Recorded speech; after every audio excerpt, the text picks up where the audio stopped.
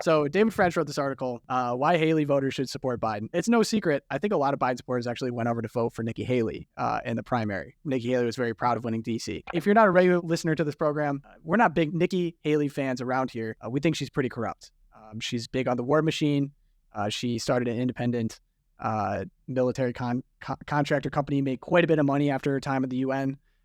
Very weak on a lot of the gender stuff. She wants to return the Republican Party to 2004. Correct. And so I was reading this article because David French also, Josh noted, not fan of him. He was formerly, well, what was he like known for? He was kind of the evangelical, like conservative guy, and then Trump. Well, he worked on religious liberty cases 15, 20 years ago. That's for sure. Yeah. Right. And so some people feel kind of betrayed by him because he's really switched up when it's come to Trump. Right. And it's like, he doesn't even, it's not like he says, look, I think there's a lot of reasons why he can't back Trump, and here are my reasons why. And at least he could understand why a lot of Americans are like, I see your point, but Biden supports gender mutilation, he champions abortion, so I can't support him, so I'm going to vote for Trump to stop Biden.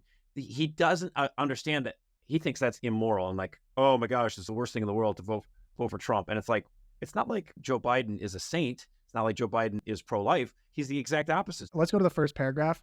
I have 2 points that I want to point out. First paragraph, last Wednesday, a day before he delivered a rousing State of the Union address, Joe Biden issued an invitation. The message was simple. Donald Trump doesn't want you, but we do. After all, Trump said on Truth Social that anyone who made a contribution to Haley would be, quote, permanently barred from the MAGA camp. Biden, by contrast, acknowledges differences of opinion with Haley voters, but argued that the agreement on democracy, decency, and the rule of law and support for NATO should unite Haley voters against Trump. My favorite part was when he was talking about abortion. The most fraught issue for many conservatives considering crossing the aisle is abortion. That's certainly the most difficult issue for me. But while Trump nominated the justices who helped reverse Roe v. Wade, he also failed on the most important metric of all, the number of abortions performed in America.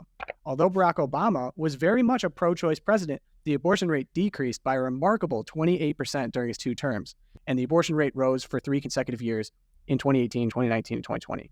The decrease by 28% article, he pulled it from the Guttemacher Institute, which Josh likes to probably call them the communist outfit. Well, they're Planned Parenthood's research arm. Josh, they do research for Planned Parenthood. If you go to the introduction of this study, I'm just going to read you the first sentence of the introduction. Abortion helps women, transgender men, and gender non-binary individuals with the capacity to become pregnant, to control their fertility, thereby maintaining autonomy over their bodies and the trajectory of their lives. I'm going to go out on a limb here and say that they were a little bit biased in these results. And these are the type of studies that David French, a Christian, is citing to be in defense of Obama somehow being better on abortion than the man who basically overturned Roe v. Wade. In the year 2010, Republicans swept across the country and won legislative districts all across the states and passed tons of new pro-life laws. Barack Obama had nothing to do with that, and in fact, opposed that at every turn. Wait, Josh, so he doesn't get credit for that. Josh, that would require way too much digging and research and understanding of that. That doesn't fit the narrative. Just letting our audience know we're dealing with total liars, and David French is a total liar. Total liar.